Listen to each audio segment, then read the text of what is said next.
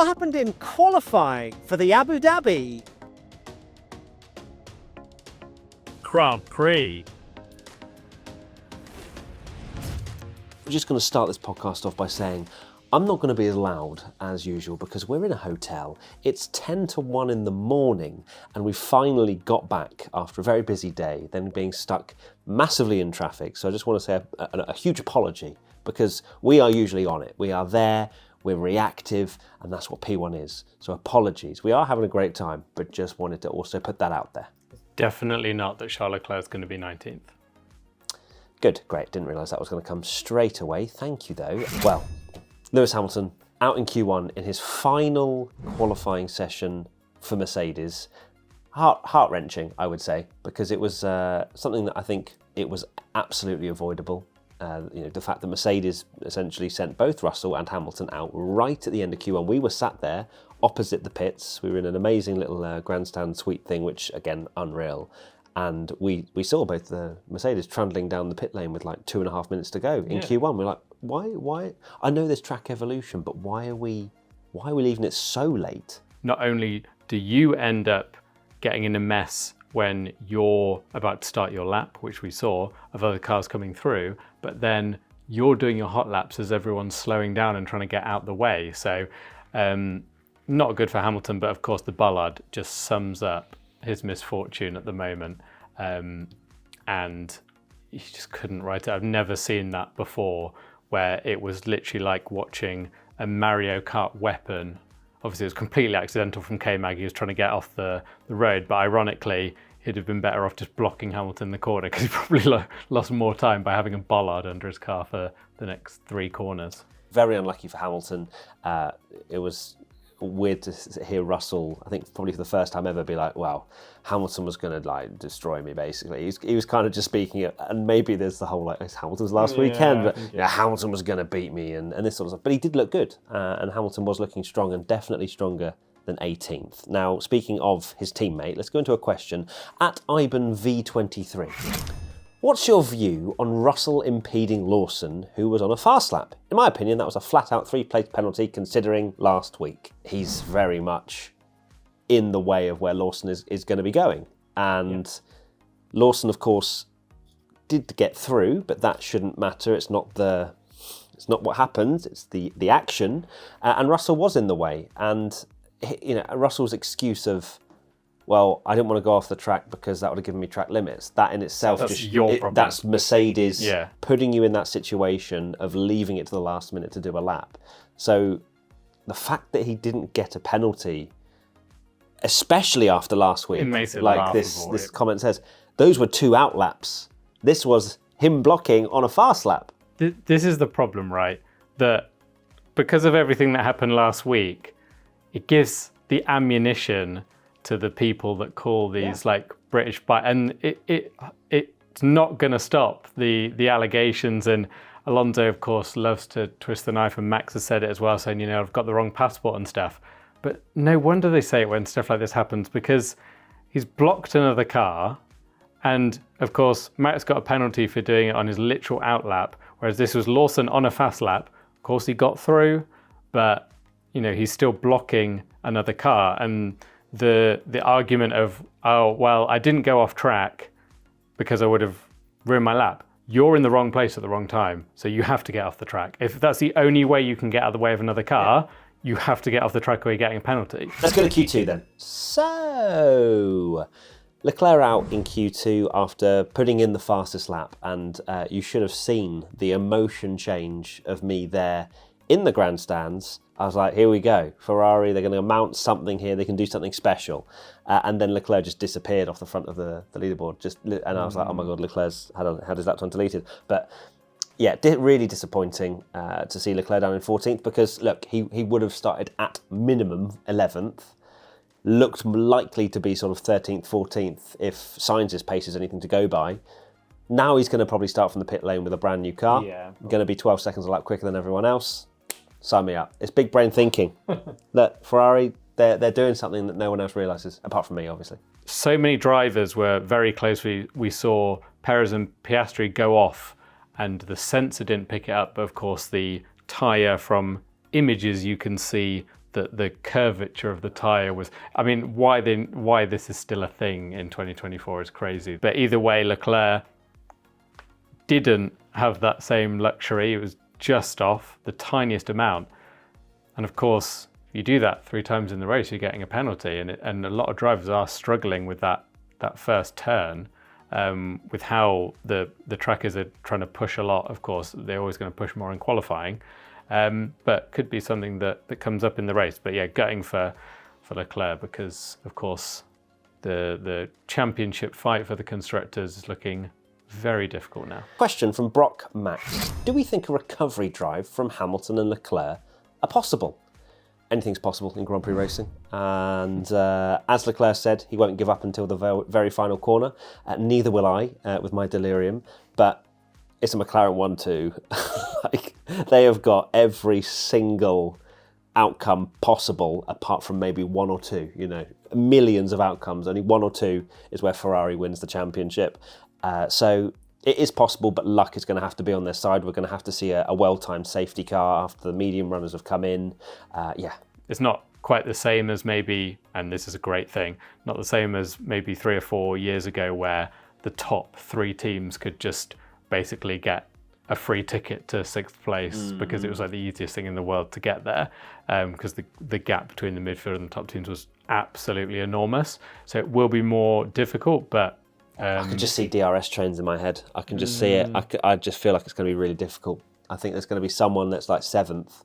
Which is why they'll go for the hard tyre and just hope that they're not too far behind by the time go as long as possible. And they need, of course, a safety car late in the race, not early, because then if they pit, screws the strategy. So we'll see, but they're, of course, going to do something completely different to everyone else who won't follow the strategy, I'm sure. Next question from Mega vs Primus. What do Ferrari need to do in order to win the Constructors' title? Pray.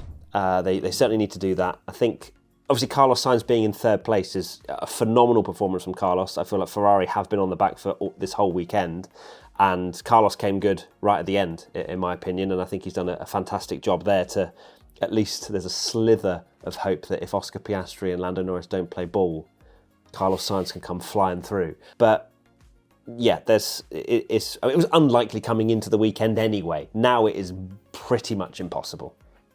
I have been saying the whole time, never say never. We've been in this position so many times before and it's always changing. But even now I'm like, I don't think it's going to happen. Sorry, mate. Let's go into Q3 then, shall we? P1 Patreon member Alan Enderpay. Will Oscar play the team game for tomorrow's race or go for the win? I personally see this as you both have to go for it on lap 1 because you've got Carlos and everyone else behind. You can't just sit on your laurels and, oh, you go through. No, they have to go for it. But I think after lap 1, they will say, work together. It's as simple as that. I also believe that Oscar will play the team game. We've seen that. And with Lando as well. They do want to win the Constructors. But they haven't had that many race wins this year that they kind of go, oh, no, you have it. No, you have it. Like, they're both in an early stage of winning. I don't think he's going to be as extreme as he was earlier in the season because I think Lando's not won the driver's title now. It's still going to be a very good thing for him if the team get the Constructors' Championship, and it's not going to be the end of the world if he finishes this race 2nd. We're not going to go into a new year and it's like Lando's the #1 driver just because he's finished one final race ahead of Piastri. That's not going to be the narrative after Abu Dhabi if that happens. So he's not going to be as extreme. However, it's Oscar Piastri, and if he's got a chance, I'm sure he'll go for it. I think Zach Brown maybe is quite naive and this is something I think Nico Rosberg joked about, that he's quite naive if it's just kind of like, our drivers know what to do. They're racing drivers, because I think Nico Rosberg himself was like, you say that, but if you don't lay it out crystal clear, word for word, you do not do this and you do this, they'll go, well, you didn't mention it in the briefing. Yeah. You just said papaya rules. What does that mean? Yeah. So very interesting. And I look forward to seeing just how that unfolds. And I'm sure Carlos Sainz is also enjoying watching that from 3rd place. Next question at Malakin. Bottas should take the Red Bull seat. Not a question, but a fact. All right, let's relax here for a second. Bottas did a phenomenal job in qualifying. I loved his team radio, like that's all she's got, or whatever it was in terms of the pace. It brought a smile to my face, and I think it's awesome for Valtteri to perform at this level and to remind everyone, like, he's not done, and he's what's next, and this is kind of the question he's been posing.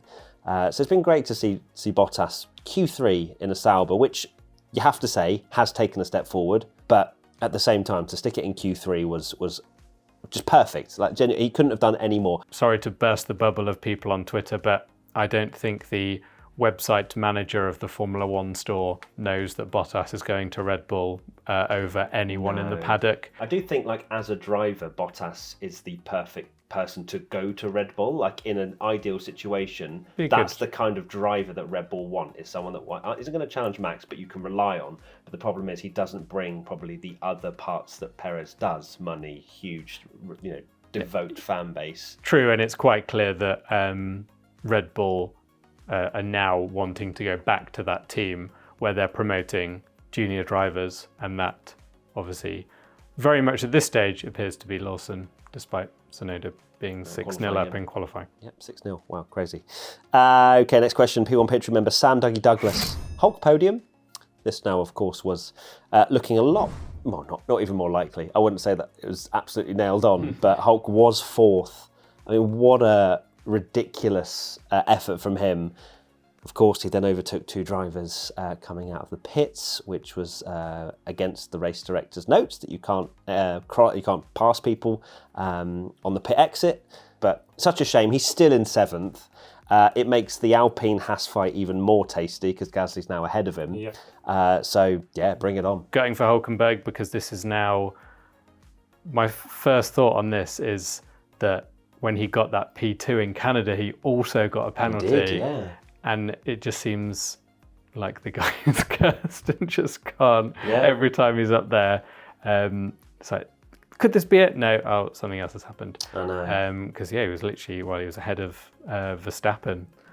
Which was a big surprise that the Verstappen didn't get his second lap in. Who would have thought that him going sideways through the final corner on full opposite lock and almost into the wall was his best lap, and almost was, if that was the final run, that would have been played forever and ever, but it would just be forgotten about now. Yeah, Max obviously now promoted to fourth on the grid with Hulkenberg's penalty.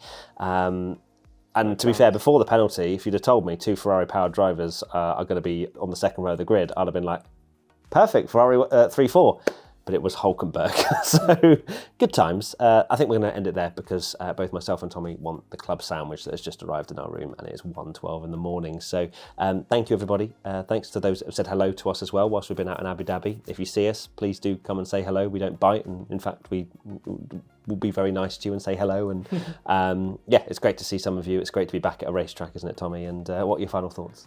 My final thoughts are that your brain is shutting down. My brain is shutting down. It's been a very long but enjoyable day, and I can't wait for the race tomorrow because, like you say, we've got a fantastic view, and it never gets old seeing Formula One cars and just how lucky we are to be where we are. And it was incredible to watch qualifying where we did, to hear the crowd and just see everything like happening ahead of us. It's just the best sport in the world, and we will continue to love it forever. Perfect. But you know what I'll love more in this very moment? A club sandwich. So thank you, Tommy, and we'll see you tomorrow. Don't know when we'll get the race review stuff out, but hopefully sooner than we have today. So fingers crossed. Lots of love. Take care. Bye-bye. Bye.